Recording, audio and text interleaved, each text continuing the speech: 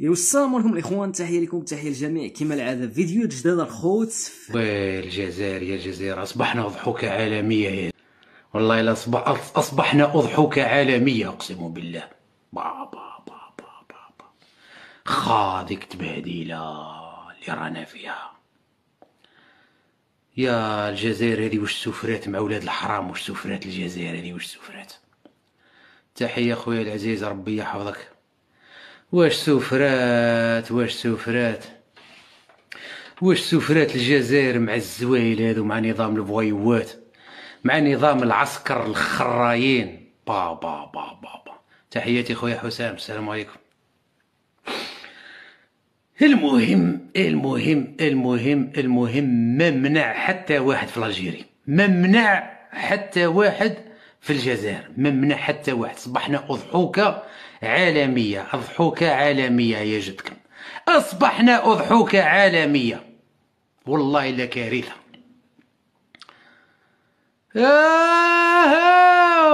بارطاجوا اخوتي، الله يخلي نقصروا شويه. يا والله الا كارثه يا دين الرهج، كارثه كارثه كارثه عالميه. اجري يا خلات، اجري اجري يا دين الرهج، راهي خلات. نطلع حتى ما واحد، يرحم والديكم، ما نطلع ما والو. المهم خاوتي، هاكم شتوا بعينيكم أين أصبحت الجزائر بسبب حكم هذا الجنرالات، هذا الخونة. أين أصبحت الجزائر؟ الجزائر ليست في المرتبة الأخيرة، ماشي في المرتبة الأخيرة، الجزائر تحت الأرض. التحديد هذاك اللي تحته الزيقو، الجزائر ولات تحته بسبب هذا النظام، نظام العراية. تبهديله تبهديله. البالو هذا يا رب، البالو هذا نورمالمون يجمع الناس. هذا كرة القدم تجعل من الجزائر الى الامام. يا يما يا يما ذيك التبهديله، يا يما ذيك التبهديله. لعبوا خاوتنا المغاربه مع فرنسا، شجعوا فرنسا. شي ديك شو ذوك السفراء اللي بعثوا، شوف هذوك السفراء العرايه هذوك المشجعين العرايه هازين الاعلام تاع الجزائر. وانا ما فهمتش شكون اللي يخلي. نورمالمون لي زالجيريان الاحرار تاع الصح كي شافوا العرايه هذوك قاعدين يتبهدلوا، يتبهلوا كيما هكاك بالاعلام تاع الجزائر، منحاو لهم الاعلام وعطاوهم طريحه وخلاوهم بالتريكوات هذوك تاع الكارلاج، هذوك التريكوات تاع الزليج قالوا اخاوتنا التوانسه، تاع الطواليت، الكارلاج تاع الطواليت تاع الحمام، ويدوروا هازين الباف ويغنيو. ديك تبهديله. با با با با با با با با با با با. كارثه عالميه. حتى من الباف هذاك اللي دوروا به قالك زادوا ودروها. يا الباف وزاد توضر. لا حول ولا قوة إلا بالله. بابا بابا بابا بابا بابا بابا بابا. والله الجزائر معمرة بالشرفاء ومعمرة بالرجال، ولكن للأسف بسبب هذا النظام الفوايوات أصبحنا تبهديلة عالمية. أصبحنا تبهديلة عالمية بسبب هذا النظام. هذا النظام زاد يتفضح، كل يوم قاعد يتفضح، كل يوم قاعد يتفضح، كل يوم فضيحة من وراء أخرى، فضيحة وراء أخرى. السمانة اللي فاتت خرجت امرأة في عمرها 65 سنة قلت لك عراوني حاشاكم أبوال، عراوها كما خلقتها أمها، عزوزة في عمرها 65 سنة خاوتي. نعم، إنه نظام العراية، نظام ولاد فرنسا، نظام الجنرالات. والبارح واش داروا؟ طفل صغير، ما عنديش تليفون واحد اخر انايا باش نسجل فيه ونعته لكم. الله غالب هذا هو التليفون الوحيد اللي عندي، التليفون الوحيد عندي هو هذا. طفل في عمره 16 سنه تم سجنه، تم سجن طفل في عمره 16 سنه من ولايه العاصمه. ويقول لك تحيه احنا ومع الجيش. واش من جيش عندك تا؟ واش من جيش؟ واش من عين؟ واش من رئيس عندك؟ الراسه تاع باباك واش عندك؟ تحيه للجيش وتحيه الراسه تاع باباك. واش عندك انت؟ واش عندك؟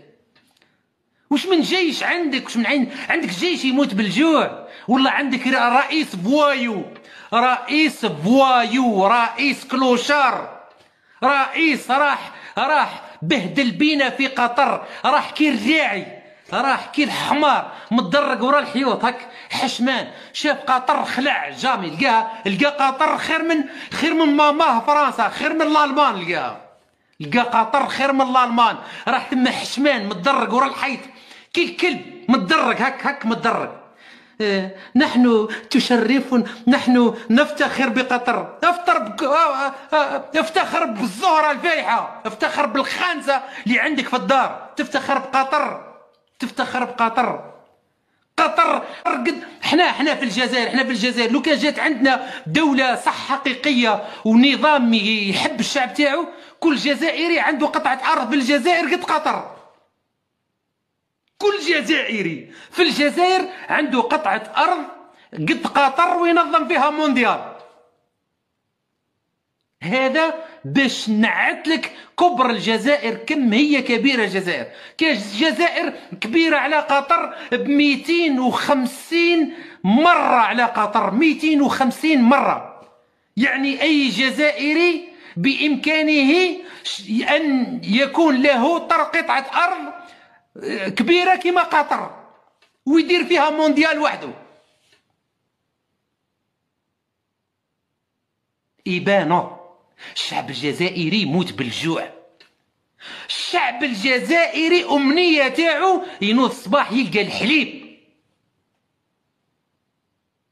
ويحشيو الكم ويحشيو للزوايل ويقولوا لهم البوليزاريو والمغرب العدو. واش من بوليزاريو؟ بوليزاريو صاي، بوليزاريو راهي تاع المغرب، راح تدي حكم ذاتي بميثاق المتحدة.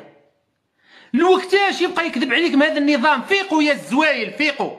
هذا النظام العراية، نظام الجنرالات. شنقريحة هذاك جنرال، هذاك الفايح الفوايو، هذاك جنرال. بالله عليكم شنقريحة الجنرال؟ بوال جنرال يكذب عليكم ويقول لكم نحن أقوى جيش في المنطقة. قاعك جيش في المنطقة، أقوى جيش قاعك، أقوى جيش يموت بالجوع. جيش يدخل العسكر، الجندي يدخل العسكر صباط عامين وهو لابسه ما يبدلوش. باه أقوى جيش، باه. تكذبوا على الناس بالبوليزاريو. بوليزاريو صاي عطاوها حكم ذاتي بقرار من الأمم المتحدة. فرنسا زاد دزت لكم اصبع للجنرالات. فرنسا دزت لكم اصبع ولا لا؟ ما جاتش وزيرة الخارجية الفرنسية لمدينة الرباط في المروك وقالت لهم باللي الصحراء الغربية ستظل تحت السيادة المغربية بحكم ذاتي، تحكم نفسها بنفسها، ولكن تحت السيادة تاع من؟ تاع المروك. هكا ولا لا؟ الوقت انتم يا الزوايل اللي يحشي لكم بوشنقريحه قاعد يكذب عليكم. الوقت هذاك يقول لكم حنايا نشجعوا فرنسا. الوقت انتم اللي قاعدين تشجعوا في فرنسا ضد المروك. فرنسا اعطت الضوء الاخضر للمغرب بان صحراء البوليزاريو راهي تحت السياده، ستظل تحت السياده المغربيه. والمغرب هذا راه ماشي مطوله الحكايه وينحيوا لهم الفيزا، يعودوا المغاربه يطلعوا لفرنسا بلا فيزا، المروك يطلعوا له بلا فيزا. علاش؟ على خاطر كل يوم هاد الجيران هادو قاعدين يبرهنوا للعالم باللي انهم يتحسنون شيئا فشيئا، حتى سياسيا راهم غير يتقدموا ويتحسنوا.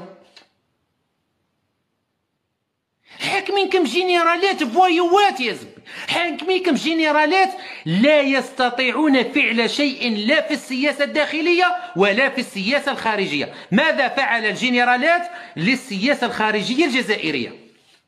هيا قولوا لي برك واش داروا، قولوا لي واش داروا. السياسة الخارجية تاع الجزائر واش دارت؟ من 75 من 1975 وهما يكذبوا عليكم تقرير مصير تاع بوليزاريو هذه ولا البوليخاريو ولا بوليخرا هذه حاجاكم حاجه قدرك. ها من بكري هما يقول لكم تقرير المصير. هاي داتها المغرب بس بتفويض من عند الامم المتحده.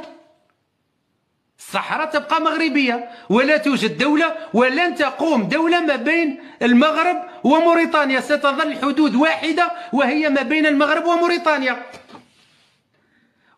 وقعدوا نتوما بربع مخيمات ربع قناع ربع حبات طون وربع قيطونات مدايرين لي في تندوف مسكنين ربهم في تندوف وتخسروا عليهم في الملاير وتعطيوهم في السلاح الجزائري بدراهم الشعب الراقد الشعب الساكت على حقه، تشريو لهم في السلاح وهم يعاودوا يبيعوه للارهابيين. هذو جماعه بوليزاريو. الممثل الاول تاع بوليزاريو، الممثل الاول، شكرا خويا سليم ربي يحفظك، الممثل الاول لجبهة البوليزاريو راح يطلب صداقة كيما يتحالش عندنا مساكن ربي يفرج عليهم.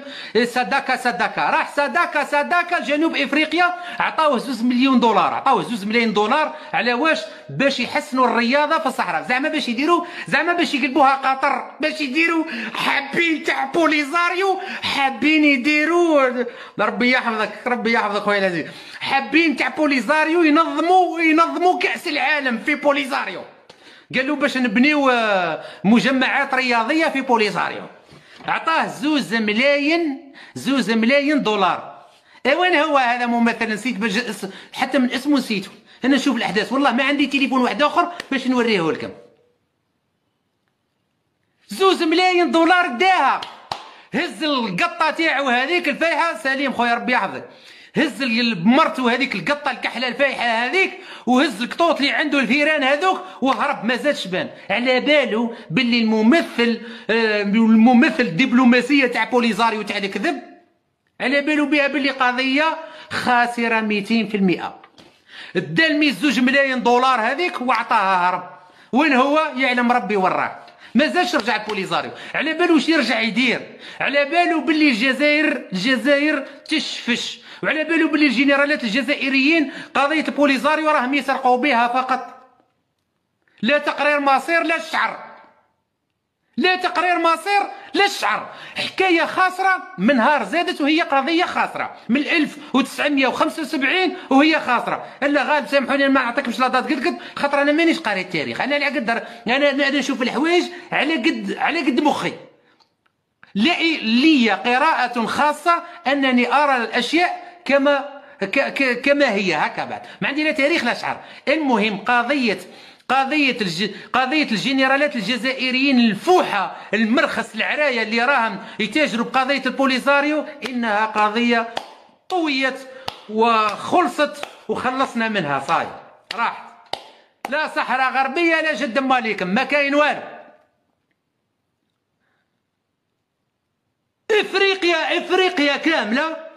افريقيا كامله راهي دبلوماسيا مسيطر عليها المروك. وصح شوفوا الجرائد، شوفوا واش قاعد يصرى. من هنا تعرفوا اعلام العار الكذابين واش يكذبوا عليكم.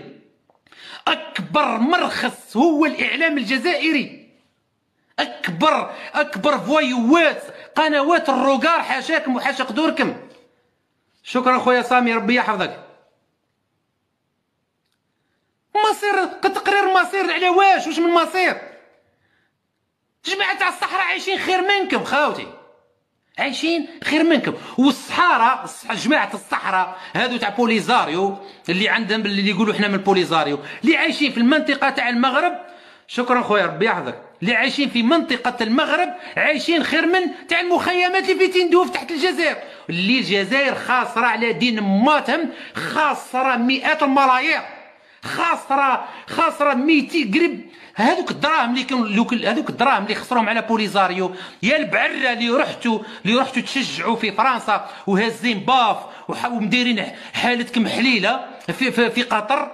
لو كان الدراهم اللي خسروهم على بوليزاريو كون داروا لكم ماشي كوب دي موند وحده في الجزائر، كون داروا لكم 4 تاع لي كوب دي موند. تحياتي خويا عبدو. 4 تاع لي كوب دو موند يديروها في الجزائر بالدراهم اللي خسروها على جال بوليزاريو تاع الخرا هذه. انا لست هنا لاتحدث راني ضد الشعب الصحراوي، ماذا هذوك مساكن الزواول هذوك اللي جيت تاجر بهم، هذوك صرات لهم، هذوك راهم واش هو، راهم كيما الجزائريين ولا اكثر، والجزائريين والله خاريه على بابا محلوف اكثر من الشعب الصحراوي. الشعب الصحراوي هذا الشعب تاع بوليزاريو يا خاوتي، الشعب تاع بوليزاريو ينوض الصباح ما يلقاش الحليب. قولوا لي برك جماعه الصحراء كي ينوضوا الصباح ما يلقاوش الحليب، والله تخلى غير الحليب ما يخصهم. اما الشعب الجزائري اللي خاسر الملاير، ربي يحفظك خويا تحياتي، اللي خاسر الملاير عليه هذه الجنرالات المرخص هذو خاسرين على الصحراء الغربيه هذه الملاير، يبان الحليب عندهم في الصحراء الغربيه. بوليزاريو عندهم الحليب يجي في البايط الغالي هذاك، ماشي الماء صغاريت اللي يشربوا فيه لي زالجيريان وساكتين على حقهم. شبيكم خاوتي الجزائريين؟ ماذا يحدث لكم؟ تحياتي خويا ربي يحفظك شكرا. ماذا يحدث لكم خاوتي؟ ماذا يحدث للجزائريين؟ تخليوا عرايه تاع جنرالات يتمسخروا بكم بقضايا فارغه. قضيتنا الوحيده هي الجزائر. الجزائر هدمت داخليا وسياستها هدمت خارجيا، ما عندنا حتى قيمة في العالم. اسبانيا تدي 52% من الغاز الجزائري، والشعب الجزائري لا يستفيد الا من 48% من الكونترا اللي مديرينها مع الاسبانيول، وهذوك الاسبانيول استعرفوا بالصحراء باللي مغربيه. فرنسا مخليه الخليه الكبيره ما نسمح لكمش عليها.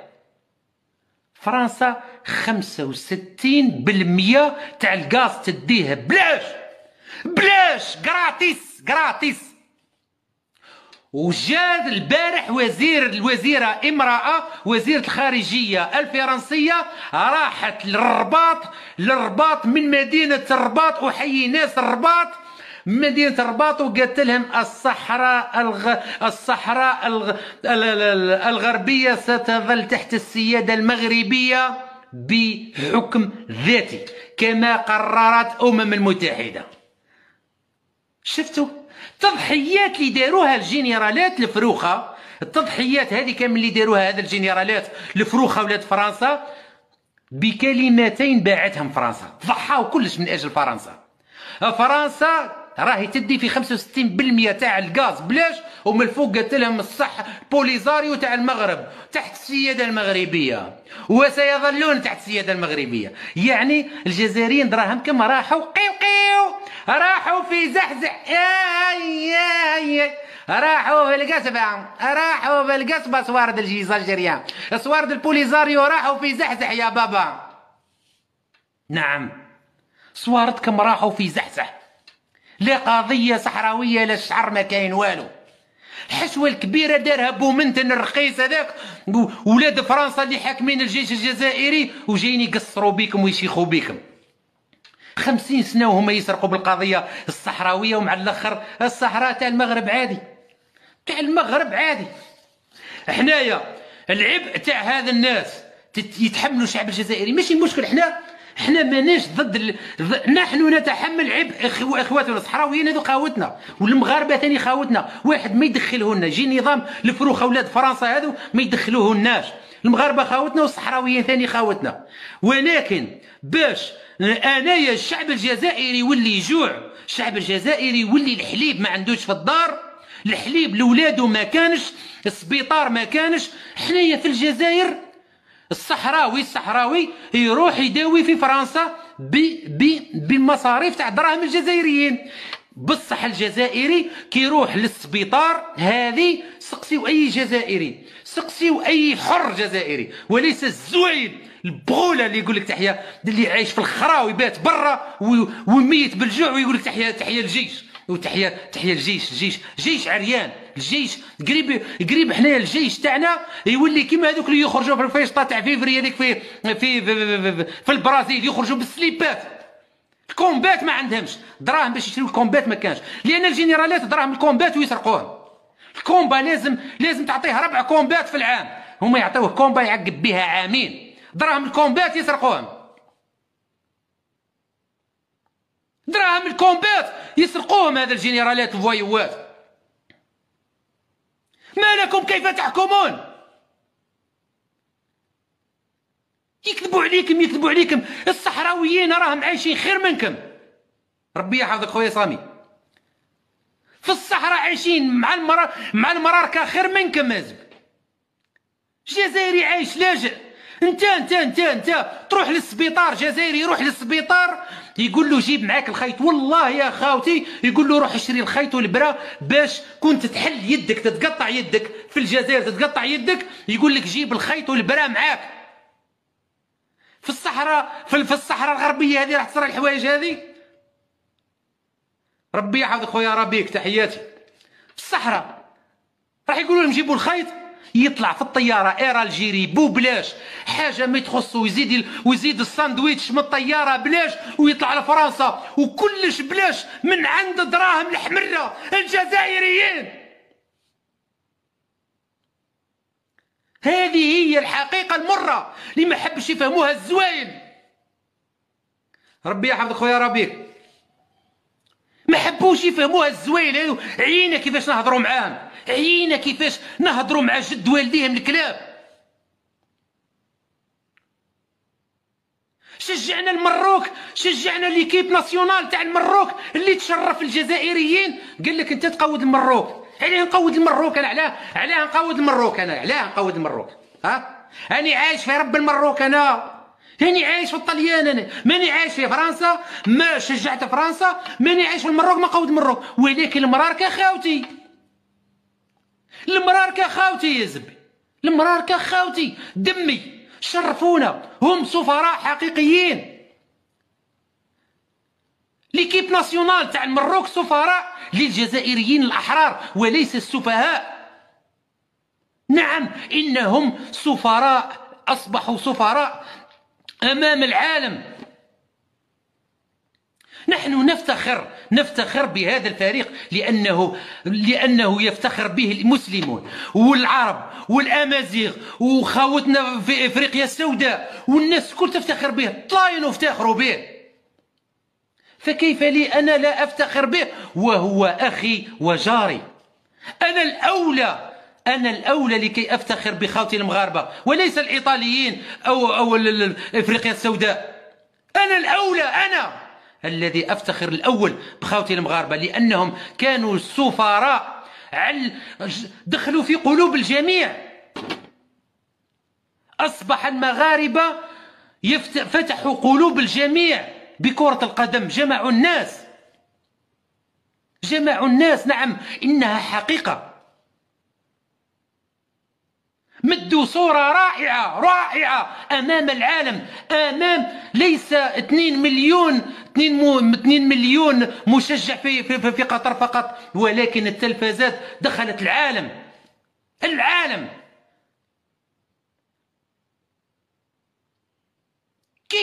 كيف لنظام حاقد مثل النظام الجزائري؟ أكبر عدو للإسلام والعروبة والأمازيغ هو النظام الجزائري. تخيلوا ماذا قالوا لما خسرت، الله يحفظك خويا العزيز، ربي يحفظك، لما خسرت المغرب مع كرواتيا. ماذا قالوا المغرب أخيرا نطقوا كلمة المغرب وقالوها في التلفزة الجزائرية. المغرب يخسر جميع الميداليات الذهبية والفضية والبرونزية. ربي يحفظك اختي، ربي يحفظك. ذكروا المغرب غير في الخسارة، قال لك المغرب تخسر جميع الميداليات. الآن لكم الجرأة، الآن لكم الجرأة، الآن لكم الجرأة أنكم تتكلمون عن المغرب بالخسارة.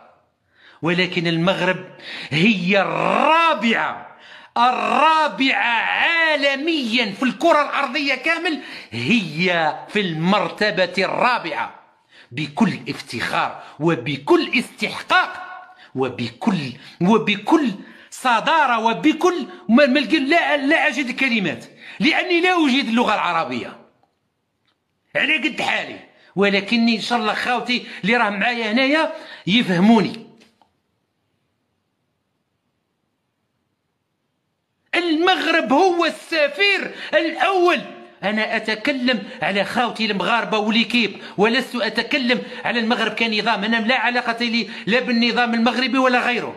أنا المشكل تاعي مع النظام الجزائري اللي خلاني 30 سنة وأنا مرمي في بلاد الناس، في بلاد اسمها إيطاليا تدي في 75% من الغاز الجزائري ببلاش، بصفر أورو، 75% من الغاز الجزائري تديه إيطاليا ببلاش. ومع ذلك في المغرب قالت لهم أنتم لكم السيادة، أنتم الأسياد، وأنتم أصحاب السيادة على الصحراء تاعكم، وأنتم اللي تصرفوا فيها، وأنتم اللي تعطوها الحكم الذاتي، ونحن معكم.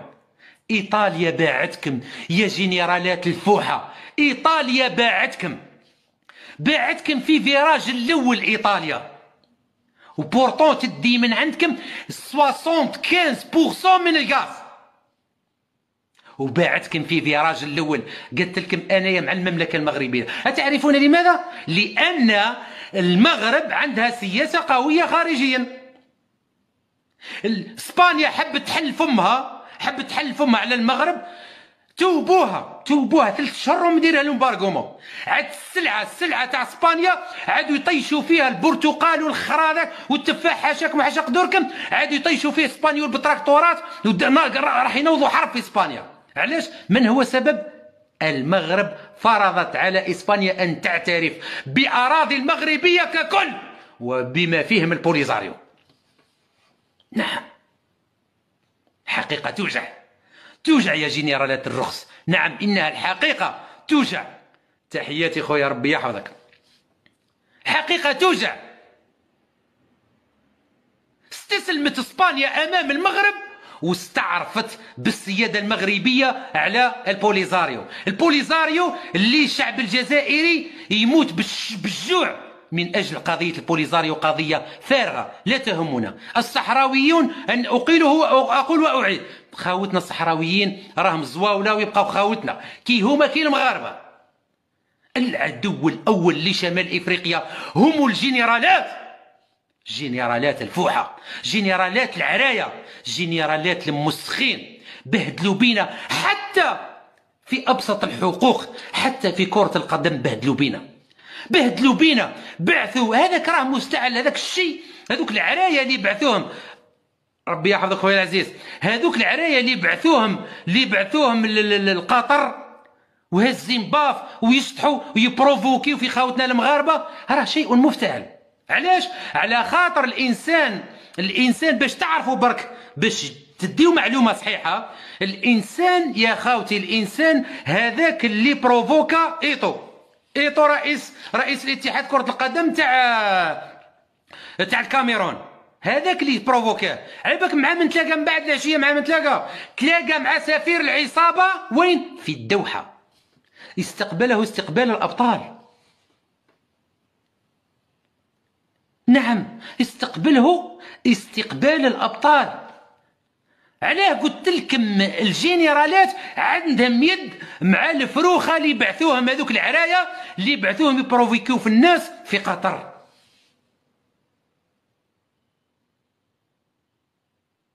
واحد ما يحشيكم أخوتي. إسقاط هذا النظام من الضروريات الأولى للجزائر الحر.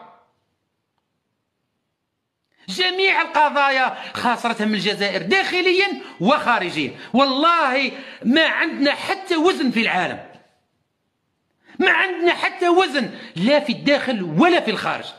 لي كونترا تاع الغاز تاع البترول بكل الناس تدي في الغاز بلاش، الناس كل علاش يشري فيه من النظام هذا يمد في لي كونترا للناس كل. المهم استعرفوا بيا، المهم خليوني في المراديه، المهم خليو لي فوايوات هذو حاكمين الجزائر.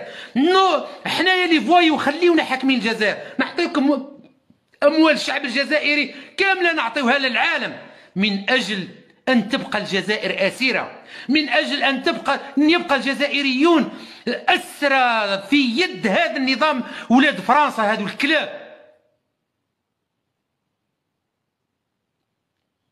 الشعب الجزائري أسير في بلاده، 40 مليون أسير في بلاده عايشين لاجئين، بوليزاريو عايشين خير منكم. والله لا مأساة. ربي يحفظك خويا ياسر، مأساة، مأساة حقيقية. صبح شلعن على بالك ما ربك ما عاوش راح نقول. الناس الكل تضحك علينا في قطر بالعراية هذوك اللي بعثوهم، مفتعلة القضية من طرف هذا النظام الفوايوات. هذا النظام يستطيع فعل كل شيء. عرى مراه في عمرها 65 سنة، مراه عراها كيما خلقتها يماها مسكينة، عراها.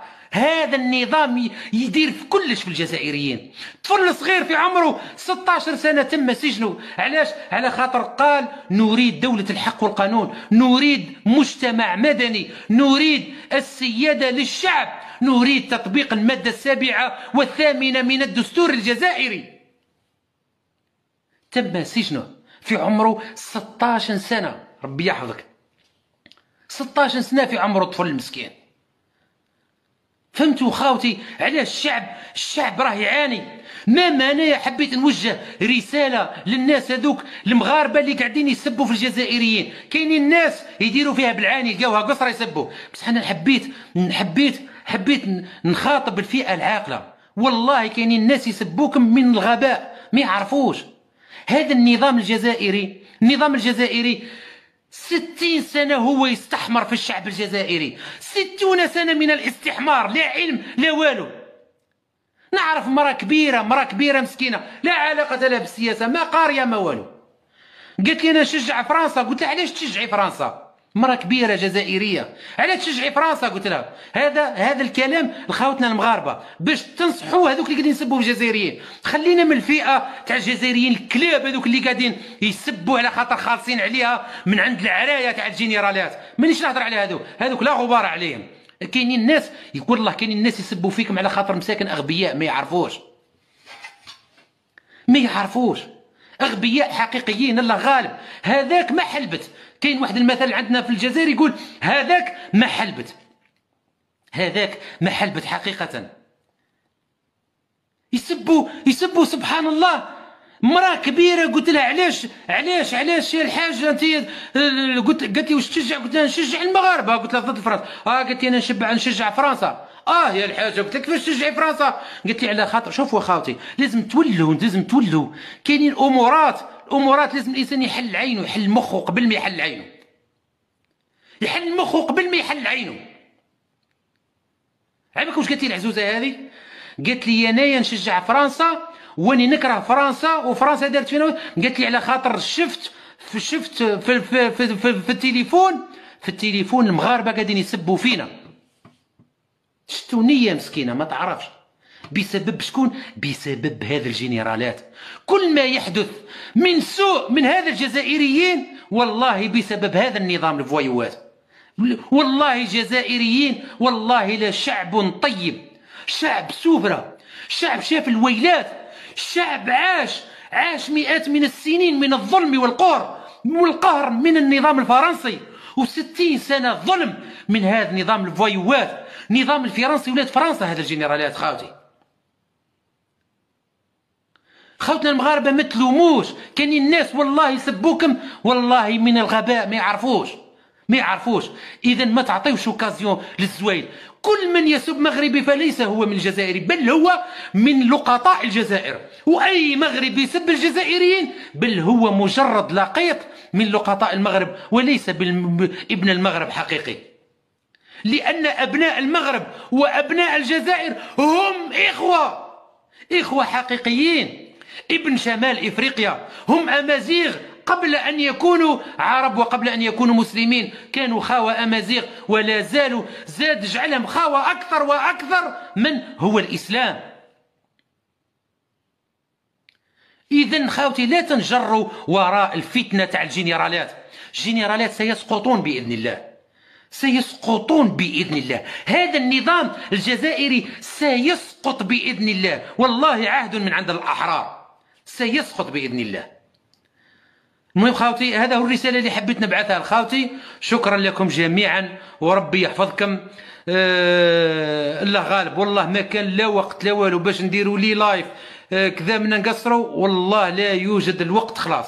ربي يحفظكم خاوتي، شكرا لكم جميعا وربي يستركم جميعا. وما تحشيها لكمش هذا النظام الجزائري، سيسقط بإذن الله، والله سيسقط، ما تخافوش، سيسقط النظام وستقوم دولة الحق والقانون، وستقام علاقات مع خاوتنا المغاربة مع التوانسة، وسيقوم دولة شمال إفريقيا القوية التي لن يستطيع أن يكسرها شوكتها أحد، وسنصبح قوة بإذن الله.